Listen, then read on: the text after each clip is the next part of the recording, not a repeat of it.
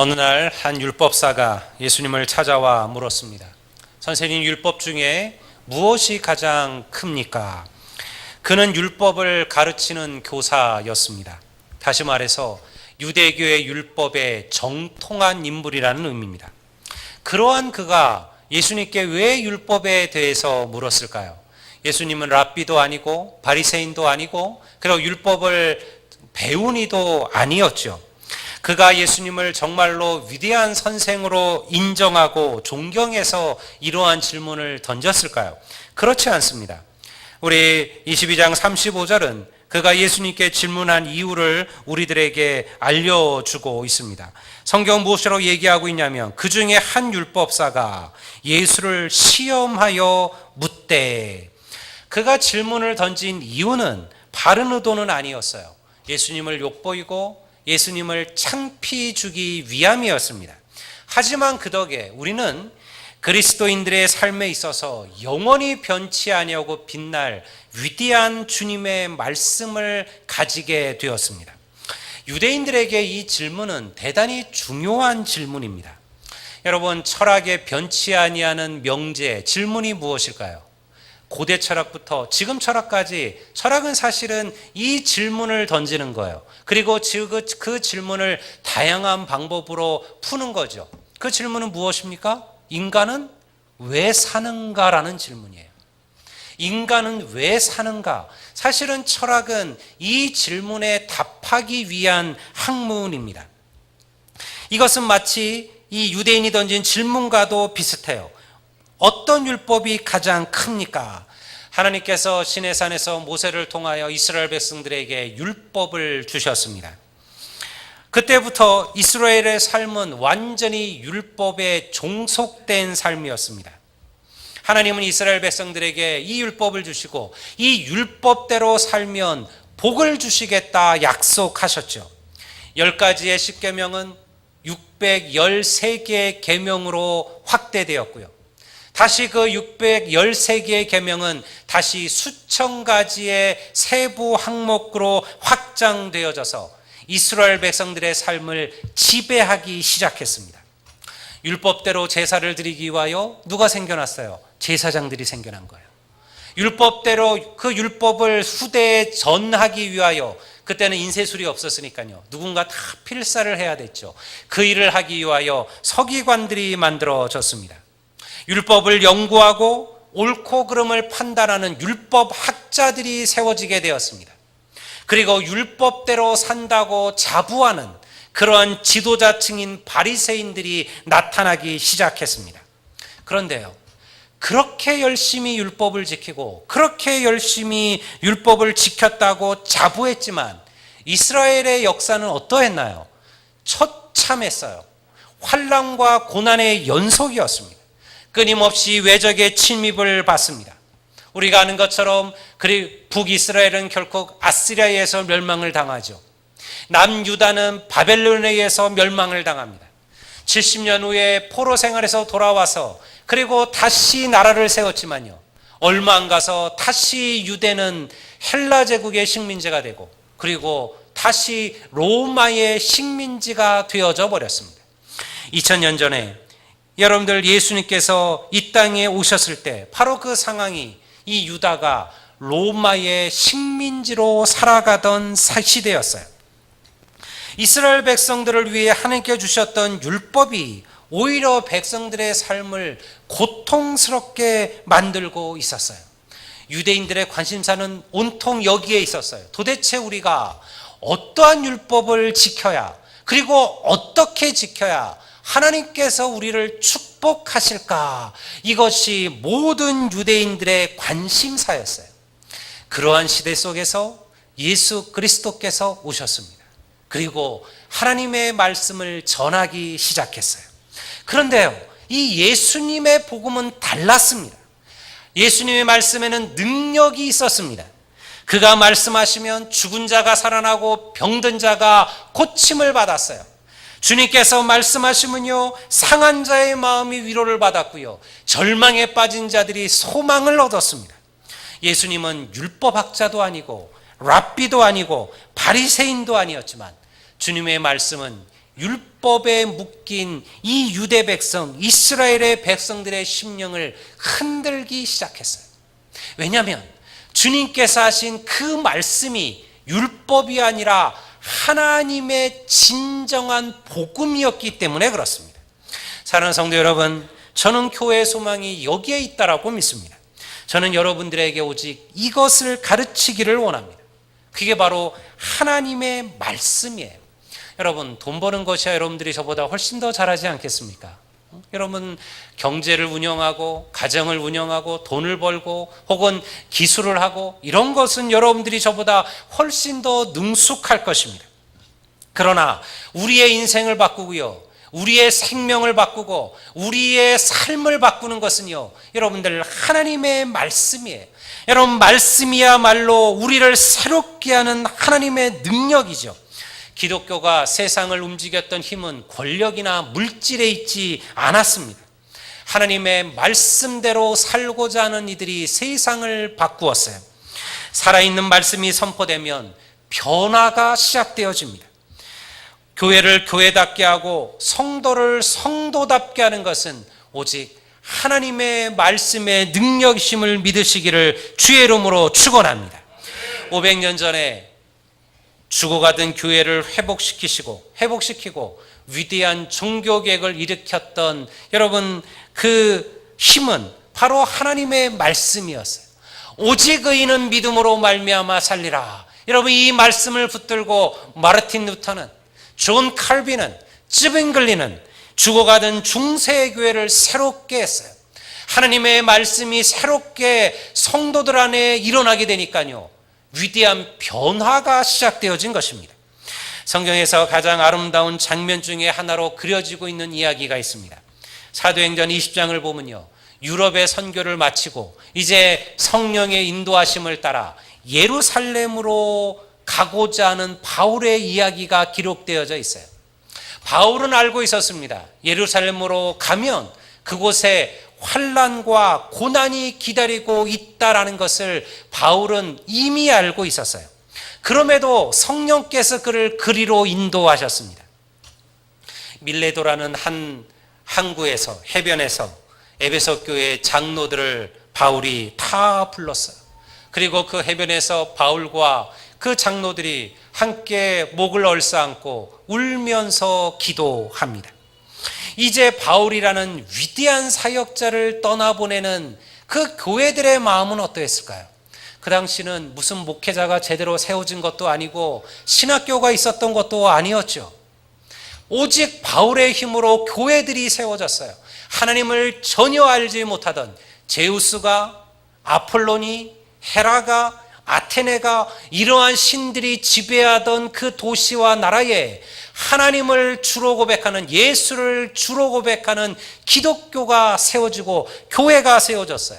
그런데 그 바울이 지금 이제 그곳을 떠나 죽을지도 모르는 예루살렘으로 돌아가는 거예요. 여러분, 그러한 이들에게 바울이 무엇이라고 선언합니까? 사도행전 20장 32절을 여러분들 우리 다 같이 한번 읽어보도록 그렇게 하겠습니다. 다 같이 읽겠습니다.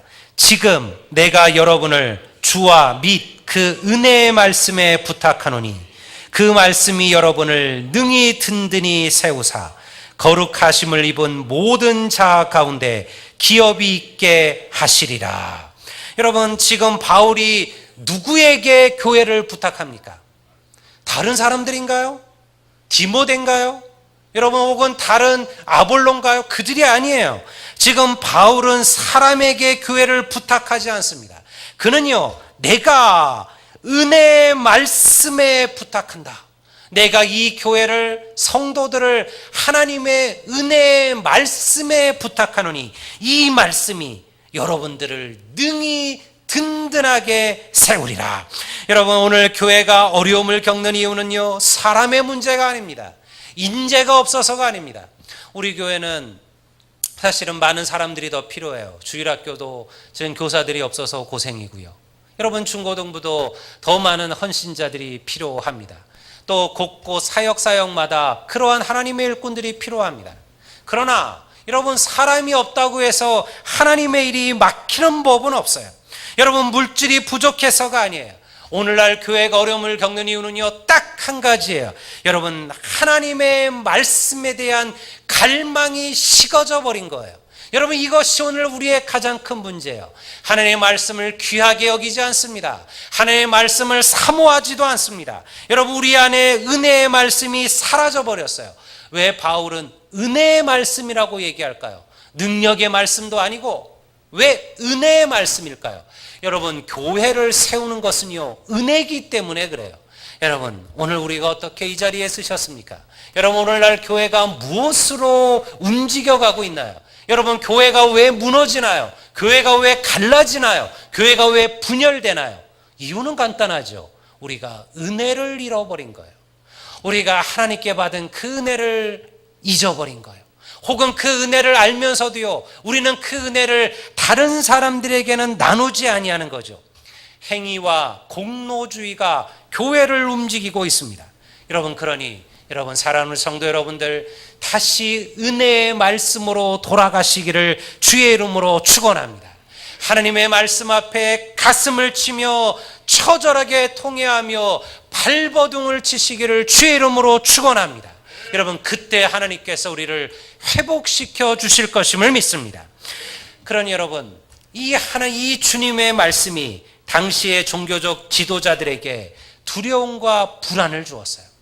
그들이 전하는 율법은 사람들을 힘들게 하고 고통스럽게 할 뿐인데, 예수의 말씀이 퍼지는 곳마다 위대한 역사들이 나타났으니까요. 그들의 기득권이 무너지게 되었습니다. 그래서 율법에 정통한 학자를 통해 예수님을 시험하려고 했던 것이죠. 어느 계명이 율법 중에 가장 큽니까? 그 수많은, 그 수천 가지의 계명 가운데 어떤 계명이 가장 큽니까? 예수님은요, 왜 하나님께서 우리에게 율법을 주셨는지를 잘 알고 계셨습니다. 이스라엘 백성들이 그 수많은 율법의 조항들을 붙들고 그것을 지키려고 별의별 노력을 다하고 있었지만, 그들의 노력이 하나님 앞에 절대 도달할 수 없음을 사실은 예수님은 알고 계셨죠. 왜냐하면 그들이 처음부터 율법을 오해하고 있었던 것입니다. 율법은요, 죄 지은 자를 심판하거나 혹은 벌 주라고 하나님께서 주신 것이 아니었습니다. 율법의 그 의미를 이스라엘 백성들은 잊어버리고 있었던 거죠. 그래서 예수님은 이같이 답하셨습니다. 우리가 37절을 한번 보겠습니다. 무엇이라고 이야기하고 있습니까? 예수께서 이르시되 내 마음을 다하고 목숨을 다하고 뜻을 다하여 주 너희 하나님을 사랑하라 하셨으니 이것이 크고 첫째 되는 계명이라. 무엇이 가장 큰 계명입니까? 사실은 이 율법에는요, 10계명에는 정확하게 이러한 구절이 등장하지 않아요. 하나님 우상 숭배하지 마라, 다른 신에게 절하지 마라, 안식일을 지키라, 이런 이야기들은 있죠. 그런데 예수님은요, 그 수천 가지의 계명에 하나님께서 정말 하시고자 한 메시지를 알고 계셨어요. 그것은 무엇이냐면 하나님을 사랑하라는 거예요. 여러분, 기독교는 그렇게 복잡한 종교가 아닙니다. 그것은 교회를, 믿음을 잘못 가르치고 있는 것입니다. 하나님을 사랑하는 것, 이것보다 더 중요한 것이 무엇일까요? 여러분, 우리가 그리스도인으로 살아간다는 것은요, 이거 하나 붙들고 살아가는 거예요. 자신의 형상대로 하나님께서 인간을 창조하셨습니다. 그리고 하나님이 인간에게 복 주셨어요. 그럼에도 인간은 하나님을 저버리고 그리고 패역했습니다. 그러나 하나님은 그들을 포기하지 않으셨습니다. 왜냐하면 그들을 사랑하셨기 때문입니다. 그래서 자기 아들 독생자 예수 그리스도를 보내셨습니다. 그를 십자가에 죽게 하셨습니다. 여러분, 이 사랑, 하나님의 사랑을 알고 감격하며 감사하며 살아가는 것, 우리는 이것을 믿음이라고 부릅니다. 수많은 성경의 이야기들과 성경 공부들과 제자 훈련들은 왜 하는 거예요? 여러분, 우리가 크로스웨이를 배우고 성경 파노라마를 배우고요, 여러분, 혹은 소그룹을 하고요, 그 모든 이유가 무엇입니까? 뭐를 가르치는 거예요? 하나님 사랑하라는 것을 가르치는 거예요. 우리가 하나님을 사랑하지 않고서 그리스도인이 될 수는 없습니다. 여러분 가운데는 기아 타이거즈의 팬들이 많이 계시리라 생각을 합니다. 저는 원래 두산 베어즈입니다. 저는 서울에서 공부를 했고요. 사실 저는 야구를 원년 시작할 때 우리가 여러분들 다 아시죠. 불사조라 불리던 박철순 선수한테 매료가 돼서 그때는 오비 베어스였죠. 오비 베어즈의 팬이 됐습니다. 제가 아델리안 교회에 담임으로 와서 가장 먼저 한 것은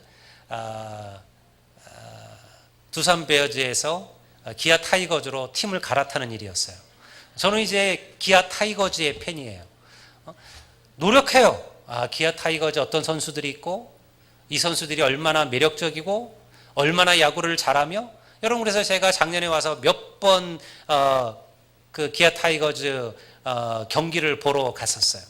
여러분 기아 타이거즈를 사랑하지 않고 기아 타이거즈의 팬이 될 수는 없죠. 나는 기아 타이거즈를 너무너무 싫어하지만 그렇지만 나는 기아 타이거즈의 팬이야, 이럴 수는 없습니다.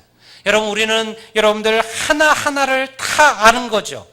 물론 야구팀은 갈아타도 되지만요, 신앙은 갈아타서는 안 되겠죠. 여러분 그리스도로 산다는 것은 무엇을 행한다는 것이 아니에요. 그리스도인이 된다는 것은요, 사랑하는 자가 된다는 것입니다. 그 첫 번째로 사랑해야 될 것이 바로 하나님을 사랑하는 거예요. 율법을 지키지 못했다는 이유로 당시의 제사장, 서기관, 율법학자들, 바리새인들은 여러분 그러한 사람들을 조롱하고 비난했어요. 율법을 지키지 않는 이방인들을 개취급하고 멸시했습니다. 그들은 율법을 지켰는지는 모르지만요, 하나님의 뜻을 깨닫지는 못했어요. 그들은 율법은 사랑했지만 율법을 주신 하나님을 사랑하지 않았다라는 거예요. 오늘 안타깝게도 우리는 예수님의 길이 아닌 이러한 바리새인과 율법학자들의 길을 걷고 있는 것 같습니다. 정말로 붙들어야 될 본질은 내버리고 여러분 껍데기를 붙들고 그것이 마치 믿음의 전부인 것처럼 살아가는 인생들이 너무나도 많다라는 거예요. 여러분 11조 중요하지요. 여러분들 하셔야 합니다. 그게 맞습니다. 우리가 믿음이 성장하고 자라면 때가 되면 여러분 우리가 하나님께 감사함으로 물질을 드릴 수 있도록 인도하실 겁니다. 그러나 그것이 믿음의 본질입니까? 헌금이 우리의 믿음의 본질인가요? 새벽기도가 우리의 믿음의 본질인가요? 여러분 우리가 봉사하는 것이 우리의 믿음의 본질인가요? 아니요. 그것은 본질이 되지는 못해요. 그거는 중요한 것이에요. 그리고 그렇게 되는 것이 마땅해요. 그러나 여러분 우리가 아무리 중요해도요, 가장 중요한 이 사실을 잃어버리면 의미가 없어요. 그것은 무엇입니까? 하나님을 사랑하는 것입니다. 저는 여러분들에게 묻고 싶습니다. 여러분들 한번 진심으로 대답해 보십시오. 여러분들은 하나님을 사랑하십니까? 다시 묻겠습니까? 여러분들은 정말로 하나님을 사랑하십니까? 여러분 왜 이 고백을 우리가 필요할까요? 예전에 교회 처음 나오신 할머니 한 분이 저에게 그런 얘기를 한 적이 있어요. 그 목사 양반, 목사님, 내가 그 설교를 자꾸 들으니까 자꾸 하나님을 사랑으로 그러는데 그건 내가 남새스러워서 못하겠다. 내가 이 나이 80대 가지고 뭐 사랑이니 뭐니 이런 말 하긴 좀 조금 창피하고 좀 부끄럽다, 그런 얘기를 하시더라고요. 그래서 제가 성도님, 걱정하지 마세요. 그래도 하나님은 성도님 사랑하십니다. 그리고 걱정할 필요가 없는 게 나이 차이는, 하나님도 워낙 나이가 많으시니까 괜찮으시니까 한번 노력해 보시라고. 제 고등학교 때, 중고등학교 때 우리 부장 집사님이 설교 때마다 우리에게 3번씩 외치게 시킨 게 있었어요. 그게 뭐냐면 하나님 사랑합니다. 하나님 사랑합니다. 하나님 사랑합니다 라는 고백이었어요. 그때는요 그게 얼마나 쑥스러웠는지 몰라요. 왜냐하면 아직까지 제 마음에 그러한 사랑이 제대로 심겨지지 못했거든요. 그런데 계속해서 그 고백을 하게 만들었어요. 여러분 그 고백이 저를 오늘 이 목회자의 길로 인도한 줄로 믿습니다. 제가 이 얘기를 왜 할까요? 벌써 눈치 빠른 분은 시키려고 그러는구나. 맞습니다. 한번 여러분 우리가 고백을 한번 해보십시오. 여러분 이게 생각보다요 쉬운 고백이 아니에요. 우리가 마음으로는 하나님 사랑합니다 그렇게 얘기하고 있을지 몰라도요, 막상 그것을 내 입으로 얘기하라 그러면요 쑥스러워질 때가 많습니다. 한번 따라해 보십시오. 제가 먼저 선창할게요. 여러분들 저를 보지 마시고요, 약간 여러분 눈을 들어서 위를 보십시오. 그리고 여러분들 이곳에 하나님께서 계시다고 믿으십시오. 믿습니까? 여러분들 하나님께서 저 천국에 계신 게 아니잖아요. 오늘 성도의 예배 가운데 하나님께서 임재하고 계심을 믿습니다. 성령께서 이곳에 함께 하시는 거죠. 여러분 그분을 생각하십시오. 그분이 내 앞에 있다고 생각하십시오. 그리고 고백해 보십시오. 그럼 따라 하십시오. 하나님 사랑합니다. 다시 한번, 하나님 정말 사랑합니다. 어떠세요? 쑥스러우세요? 남새스러우세요? 그러시면 안 돼요. 여러분 그것은요, 우리가 너무 우리 사랑이 나는 고백을 인간적인 의미로 해석하기 때문에 그래요. 여러분 사랑이라는 말 대신 이렇게 생각해 보십시오. 신뢰, 경외, 찬양, 감사, 경배, 여러분 이게 사랑이에요. 여러분 어떠한 순간에도 하나님을 신뢰하는 것이 하나님을 사랑하는 거예요. 어떠한 환경과 여건에서도 찬양하며 경배하는 것이 하나님을 사랑하는 거예요. 여러분 어떠한 어려운 여건 속에서도 감사와 기쁨을 잊어버리지 아니한 것, 이것이 하나님을 사랑하는 거예요. 여러분 저는 우리 아들령 교회 성도들이 날마다 이 사랑의 고백이 넘치게 되기를 주의 이름으로 축원합니다. 여러분 사랑이 넘치면 당연히 여러분 우리가 하나님께 드려지는 예배에 우리의 목숨을 거는 것이 당연하지 않겠습니까? 여러분 우리가 하나님을 사랑한다고 말하면서 그 사랑하는 하나님께 드리는 예배, 여러분 우리가 그것을 소홀히 여길 수가 있겠습니까? 우리가 진심으로 하나님을 사랑한다면 하나님의 말씀을 배우는 일에 여러분 우리가 열심을 다해야 되지 않습니까? 하나님을 사랑하는 일인데요, 하나님의 말씀을 우리가 사모해야 되죠. 우리가 진심으로 하나님을 사랑한다면 주를 위하여 하나님을 위하여 봉사하고 헌신하고 충성하는 일이 우리의 기쁨과 우리의 감사가 되어야 되지 않을까요? 이것이 우리의 의무가 되고 짐이 되고 여러분들 이것이 우리의 멍해가 된다면 여러분 이것은 뭔가 하나님의 사랑이 흔들리고 있는 것은 아닐까요? 정말 사랑하면요 주는 것을 아까워하지 않습니다. 연인들이 그렇지 않습니까? 우리가 처음 사랑하게 될 때 사랑하는 사람들에게 무엇인가 해주고 싶은 마음이 들잖아요. 여러분 부모가 자녀를 위하여 아낌없이 모든 것을 주는 이유는요 딱 한 가지 이유예요. 그 아이들을 사랑하기 때문에 그렇습니다. 여러분 우리가 주님 일을 하면서 기쁨이 없다면, 감사가 없다면, 여러분 우리가 하나님의 말씀을 들으면서도 감동이 없고 은혜가 없다면 뭐가 문제일까요? 여러분 하나님을 향한 진정한 사랑이 아직 우리에게 제대로 세워져 있지 않기 때문에 그렇습니다. 예수님의 가장 큰 제자였던 베드로는요 예수님을 3번이나 부인했어요. 여러분 주님이 잡히시던 그날 바로 그 전 시간 베드로가 뭐라고 주님 앞에 확신했어요? 다른 사람들은 다 주님을 버려도 나는 주님을 버리지 않겠습니다. 이것이 베드로의 자신만만한 고백이었어요. 그런데 여러분 그날 밤 주님 보는 앞에서 베드로는요 3번이나 주님을 부인합니다. 부인한 정도가 아니라 주님을 저주까지 합니다. 여러분 완전히 부서져 버리고 그리고 무너져 버린 베드로는요 고향으로 돌아가죠. 그리고 다시 고기 잡는 어부의 일을 시작합니다. 그런데 사흘 만에 부활하신 주님께서 그 베드로에게 나타나셨어요. 여러분 그리고 그 베드로에게 무엇이라 얘기했어요? 뭔 얘기했어요? 여러분 같으면 무슨 얘기 하셨을 것 같아요? 내가 너 그럴 줄 알았다. 내가 너 그렇게 잘난 척하더니 임마 곳에 그걸 못 참고 나를 부인해? 이 못된 놈. 이런 얘기하지 않았어요. 주님은요 딱 한 가지 물었어요. 요한의 아들 시몬아, 내가 나를 사랑하느냐? 여러분 이것이 주님께서 그 베드로에게 던진 질문이었어요. 요한의 아들 시몬아, 네가 나를 사랑하느냐?